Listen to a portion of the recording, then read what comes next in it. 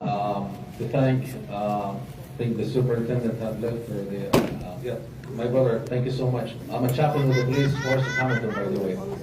So, may Allah bless you. The words you spoke here were meaningful. And I'm sure they mean a lot to the community. So, Jazakallah khair for doing that. And with that, I think, the honor of being here again is so privileging for me. And I wanted to echo what the mayor was talking, and I want her to hear this before she leaves. Mayor, Brother Omar, I want the mayor to hear this before she leaves. Mayor, when I was the imam here at IMO, which was about 10 plus years ago, right, Brother Omar? I said it multiple times on the podium, that we are declaring war against poverty in this mosque. And you can think of us as being soldiers with you in the same trench to do this and make this happen. That we want our city to be a beautiful city that accommodates people from different cultural, faith background, and with different economical situations. And I wanted to echo what my brother have said.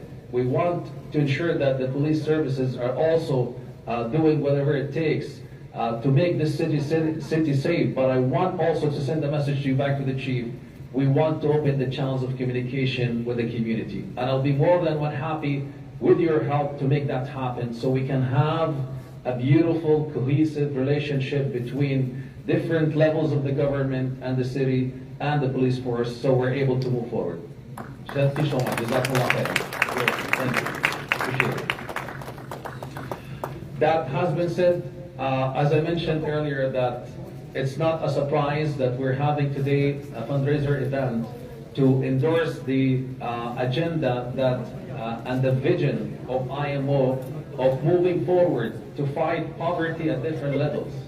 And this is one of the levels that we need to keep in mind that IMO is working on, is transforming this facility into a facility that can provide accommodation for those who need it and those who have connection with the masjid. And for people like myself who loves to be in the mosque, there's nothing better for them than to be living within a mosque facility. That means a lot, because you're able to make your way for the 5 daily salawat without being challenged, and you feel the connection, especially for the the seniors and those who love to be consistent in their salawat. And speaking about the challenges that our youth are dealing with in the community and Islamophobia, being a frontline person who deals with that, and Dr. Bajawa here knows what I'm talking about. He's a psychologist, and I'm a psychotherapist. And I have written multiple articles about the challenges in Islamophobia and its impact on our teens. And we would like to see real coordination and real work with the city and with the police force to root out that ugly, stinky racism that our children are exposed to. And we would not be able to do it unless and until we have institutions like the ones we're in right now, whereby we're able to provide facilities of not only worshiping for 5 times a day, but it's going to be a facility whereby youth feel they belong. They're able to recreate, they're able to unleash their energy and potentials and grow. As I mentioned, I was here about 10 plus years ago, and most of the youth who were youth at that time and were present and were entertained by involving into the programs that were available for them during my presence. They come to me and say, thank you so much. Some of them might have grown, I won't be able to recognize them. They say, can you recognize me? And say, well, remind me, because I'm getting old. Not that I'm really old, but I'm really young. But I tell them, remind me. And they say, I've attended your programs, and I was inspired, and I felt how important it is to be involved in a mosque where an inspiring imam is present and available programs are make it possible for me to continue to build the hope and live for the hope in for me and my life. Because you don't know what's it like for young people who are challenged and faced with Islamophobia and feel discriminated against, and especially and more specifically for the sisters. I know how it feels for them, and I've said it multiple times, and I continue to say it. It's extremely challenging for the sisters to represent their deen by wearing the hijab and walk in public or work at their working environment or go attend schooling institutions and feel that they're singled out. No one can say that she's not Muslim. Someone like myself wearing the beard and walking in the street, I could be of different faith background. And but for them, they're known to be Muslim women walking in the street. And I know what it's like to be walking in the street, and especially upon certain times when the media is not so helpful and fueling this ugly racism and discrimination that is called Islamophobia. So the best way, and I have been dealing with that professionally, is not only to seek out for help from professional counselors, but to find places like this where young people can feel they belong, for the sisters to feel they're empowered, for them to be able to connect and feel that there is someone who can listen to them and understand their problems and identify with their issues and give them the feedback that they need so they're able to move forward and continue their journey to be ambassadors of Islam. You are ambassadors of the Deen of Allah Azza wa Jal. Like we have here the Honorable Ambassador of Guyana, we do have so many ambassadors for the faith of our Deen. So we want to revitalize our masajid and make them not only places of worshiping, we want them to become institutions.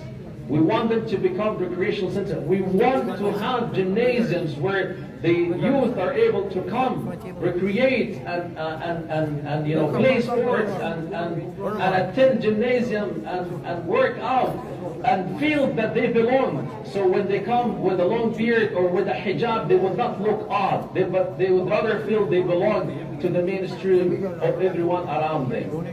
This is what I am hoping that we will be able to see in the project that IMO is involving in. And I'm praying to Allah Azza wa Jal that this is going to happen and will take place in our lifetime, and we'll be able to enjoy seeing this as available for our community. But we know for sure that things like these need a lot of resources, and we're glad that alhamdulillah the city is stepping in and wanted to be involved into this. But meanwhile, we do have masjid, we do have a facility that needs to be continue to offer the services until the bigger project is established and it's a self-sustaining project. As I was told, alhamdulillah, it would be providing the support for itself. But until that happens, we need to at least be able to see this masjid able to open its doors, welcoming the musallis on an average Jum'ah of 2,000, 3,000. Is that what the average right now is in IMO? I remember on Eid we would be having like 10,000+ between the three salawat or even more. So you're talking about a hub and a center that provides services to so many. And this is what exactly the Sadaqah Jariyah is all about. We want to give the chance today for people to offer give them the chance to be able to involve into a Sadaqah Jariyah project that is workable, that is effective, that will be they will be blessing their life in this life and in the hereafter. And as Allah Azza said in the Quran, إِنَّمَا يَعْمُرُ مَسَاجِدَ اللَّهِ مَنْ آمَنَ بِاللَّهِ وَالْيَوْمِ الْآخِرِ. It's only those who establish the houses of Allah Azza wa Jal, who believe in Allah the Mighty and the Day of Judgment. And the Mighty have given this condition for those who are true believer in the value of Imarat al-Masajid. And Imarat al-Masajid, by the way, does not only include establishing walls, because establishing walls is just one item, one aspect of the having the masajid. There's a lot behind the walls of the masajid that needs to be looked after. The salaries, and we're always shying from talking about salaries. We expect the imams to come and do their services fi sabilillah, and we expect those who are involved into the masajid to be doing things fi sabilillah. Well, of course it is fi sabilillah. You do not know what's in their hearts and what's in their mind and why they sacrifice to choose this path in their life. But they also have expenses to run. And this is what's so sometimes upsetting to me, is that people think that masajid by itself should have the hot water and should have the cleaning facilities and should be able to have a state-of-the-art musallas, so that they're able to come and enjoy their worshipping without being concerned of who's behind it. And what we're good at, and I've heard it a lot, about criticizing. We go to our masjid and we list different things of this should have been done and this should have been done, and why is this done this way, or why is that done this way, why there's not enough hot water, why there's not enough cleaning toilets, why it's not enough that this, why it's not enough of that. But we fail to understand that who's going to provide this state of art, this standard that you would love to see in the masajid if you're not involved in it. So it is your responsibility, it is your masjid, it is your role into ensuring that this masjid is looked after, it's able to provide its services, and if you do not do it, no one else from outside, no aliens will be coming and supporting the masajid. There's no free bank account that Brother Omar can tap in and be able to pay the expenses of the masajid. Do you have that? Let me know if you do, because I would love to tap into it. So we need to make sure that, yes, indeed, every contribution of certain individuals, organizations are able to make this happen. And when we do so, then we will fit into this description that the mighty Allah Azza wa Jal had given to us in the Quran. إِنَّمَا يَعْمُرُ مَسَاجِدَ اللَّهِ. Innama is an article of being inclusive. That those who truly establishers to the houses of Allah Azza wa Jal are the ones who believe in Allah on the Day of Judgment. And that's exactly what we need to be involved in, believing that one day we will be leaving this dunya and we will be going to meet Allah. That's a fact no one can deny, no one denies. But we want to make sure that when that happens, we will be from the pillars of the masajid, so the mighty Allah Azza wa Jal will be welcoming us and the malaika will be showering us with their rahmat. And I'll be sharing this story that have touched my heart, and I might have shared it a long time ago in my Jum'ah khutbah in this masjid. There was one of the uncles, the chachas, whom I used to see in one of the charitable organizations. And I used to feel so little compared to him contributing his time. He was a volunteer, a retired uncle, dedicated his time to be working for the projects of the orphans, as we see, mashallah, here, an organization who takes care of the orphans, a CIGO, also taking care of orphans, as far as I know. And he would be, making sure that everything is done right, so these orphans at the end of the month will be getting what they deserve to continue their life. After some time, he departed this dunya. What impacted me and made me feel really, missing him is not only the fact that he was working and dedicating his time for the work of the orphans, is what I have seen when I went to attend his janazah in the masjid that he used to attend. And as I walked into the masjid, I would be hearing people weeping, crying.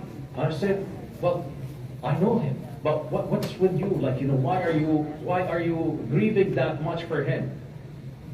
No one have said something different than this. He was the first person to open the masjid, regardless of how cold or hot the weather outside is. If there's 1 inch of snow or a meter or 2 of snow, he would be the first person to shovel and open the door, call the adhan, and welcome the other musallis to come in.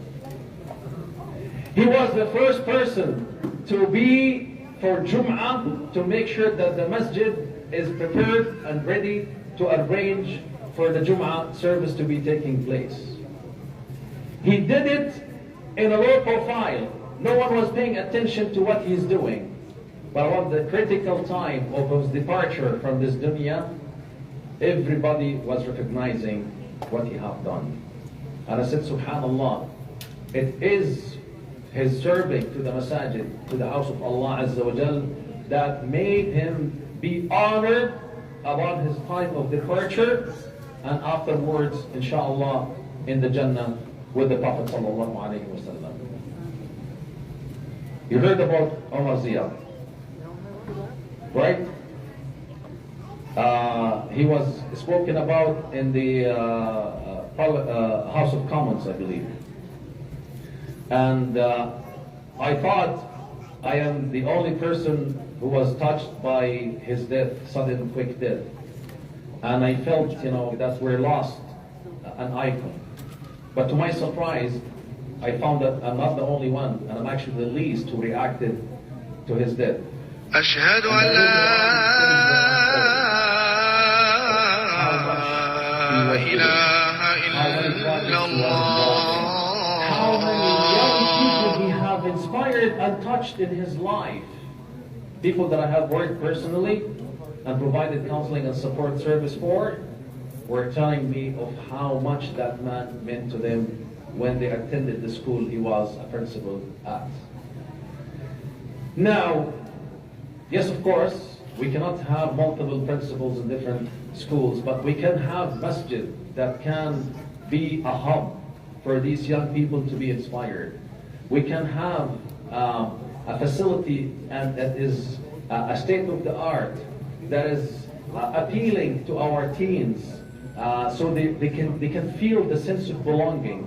When you tell them, go to the mosque, they would, no, it's okay, I'm busy today. Because when they go to the mosque, they see, a very basic, simple, modest mosque with a broken door normally, and washroom are, you know what I'm talking about. And the wudu facility is, all the details. And you ask them to go to the mosque, well, yes, I can go. If my parents force me, I would go. But I wouldn't feel like, oh, I'm going to the mosque. Do you know my mosque is located in Rixdale and Kibling? This is the location. Would you like to come one day so I can show you what my mosque look like? We don't have that in our community. We just want our kids to just go to the mosque. You're going to go to pray 5 times a day. Well, sure, they are. They're inspired. They want to do it for the sake of Allah. But even to provide for them the state-of-the-art facility that can make them feel the sense of belonging. So today, I know that Brother Omar said to me, I have until up to 9 o'clock, and we're only 3 hours away from ending the program. Right, Brother Omar? You're right. I have up to 9 o'clock, right? But I want to leave you with a few verses from the Quran, in which the Mighty says to us, مثل الذين ينفقون أموالهم في سبيل الله كمثل حبة أنبتت 7 سنابل في كل سنبلة 100 حبة والله يضاعف لمن يشاء والله واسع عليم. الذين ينفقون أموالهم في سبيل الله ثم لا يتبعون ما أنفقوا منا ولا أذى فلهم أجرهم عند ربهم ولا خوف عليهم ولا هم يحزنون. Allah does not want us only to give, but wants us to be delicate of the way we give our money. When Aisha used to give her money, she would, clean the dirham, shine it, and perfume it, and cover it with a beautiful silk garment, and offer it to the miskin. But when she was asked, why are you doing this? Because she said, this is a very precious, act. I wanted to make sure that it's accepted by Allah Almighty. And that's why Allah said that, الَّذِينَ لَا يَتْبِعُونَ مَا أَنْفَقُوا مَنًّا وَلَا أَذًى. Those who do not follow their donation with man and adha. Do you know what's man? Bragging. Oh, Look at them, Mizan. I gave my donation to the mosque. And look, the mosque is not, no, they're not doing, well, you know what? Good for you. You just wasted your donation. That's it. This is money. And other, even worse, to, keep reminding the person or, hurt their feelings about your contribution. So we want to give today. If you do it in public, alhamdulillah. If you do it in secret, also alhamdulillah. In تبدوا الصدقات فنعم هي. وإن تخفوها وتؤتوها الفقراء فهو خير لكم. But if you hide it and give it to those who need it, then it is better for you. And alhamdulillah, I see there was a round of going around the tables and giving a chance for every person to give donation. But I want you to think of it this way. We will be wrapping. We'll be inshallah going for Salat al-Maghrib. And chances there is going to be dal tonight on the menu. If there is dal tonight, right, Brother Faisal? There's dal tonight on the menu? There's dal? Yes. Okay, alhamdulillah, that satisfies me. Should we go for, a traditional style, Brother Omar, or you want to stop it right here? You only have 5 minutes more, so let's... 5 minutes more. Or so you want me to go traditionally? Yeah. Fine, okay, because I thought you wanted to do it silent auction. Fine. I want to give the chance for someone who is an individual or family or a business to give $10,000 fi sabilillah. This is too much. That's what you think. But I know that someone, inshallah, will be able to do it tonight, inshallah. Someone to give $10,000 fi sabilillah, knowing that this is a money that is given in the path of Allah, and it's not shortening or decreasing the wealth, but rather giving the barakah and the blessings of Allah Azza to his wealth, or to her wealth, or to the family wealth, or to the business wealth. Can we see someone to break the silence in the next 5 minutes to say, I'll be taking care of this responsibility of raising $10,000 for this house of Allah Azza wa Jalla. Number 1, 10,000. 2, 10,000. 3, 10,000. 4, 10,000. 5, 10,000. 5. That 10,000 inshallah can be collected. But if we make it easier by dividing the amount to 2 proportions, 5 and 5. So 5,000, another 5,000 will make 10,000. Who is responsible of collecting or raising $5,000 fi sabilillah, knowing that this is a money going to this house of Allah to make him from those who will be inshallah qualified to be in the category إِنَّمَا يُعَمَّرُ مَسَاجِدَ اللَّهِ مَنْ آمَنَ بِاللَّهِ وَالْيَوْمِ الْآخِرِ. $5,000 could be made one payment, could be divided around the year, roughly comes to less than $500 a month. But this is a chance for you to, before the month of Rajab, by the way, end of December is the Rajab, and then Sha'ban, and then goes Ramadan, and then we will be inshallah in the race for the Jannah. Let's see inshallah a person to say, I wanted to take care of the responsibility of raising $5,000 from within my contact, from within my outreach, and make sure that this 5,000 is taken care of. $5,000 في سبيل الله. وسابقوا إلى مغفرة من ربكم وجنة عرضها السماوات والأرض. Hasten and rush to a Jannah that as wide as the skies and the earth. طيب. ما شاء الله. Allahu Akbar, takbir. May Allah bless him and give him barakah and make him, an inspiring imam, inshallah, in the future. I have met him in Salat al-Jum'ah and I spoke to him multiple times. May Allah give him barakah, inshallah. To make Allahu Akbar, takbir. So $2,500, 3 more can make 10,000, inshallah. Let's see, inshallah, the second person to give $2,500 fi sabilillah. That's almost $200 a month, and this is something businesses, inshallah, can afford. Let's see the first person to break the silence after the second brother, the first brother, to say, I'm taking care of this $2,500, or it is $200 a month, so that'll be from those who will be encouraging others to move forward and make this job inshallah happen. Let's see inshallah, $2,500 fi sabilillah.